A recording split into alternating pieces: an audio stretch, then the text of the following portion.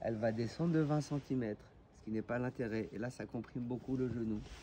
Donc quand je vais partir, merci, quand je vais partir plus ou moins, ça va être le positionnement naturel du pied, qui va être plus ou moins la verticale.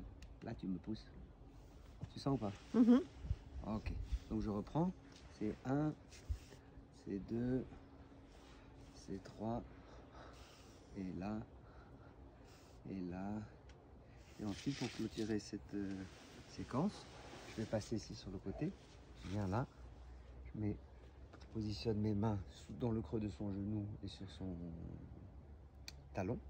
Et je vais dessiner un mouvement circulaire, ici, plus ou moins à la verticale de la hanche. Ici, là. Dans un sens, dans l'autre, dans un sens et dans l'autre. Pour amener, je déploie, je déploie, je déploie. Je retourne ici dans l'axe de la table. Et ici, je stabilise au niveau de la malléole externe-interne. Et je vais faire un mouvement de baby-foot. Dedans, dehors, dedans, dehors, là. Dedans, dehors, dedans, dehors, dedans, dehors. Ça va, c'est mobile.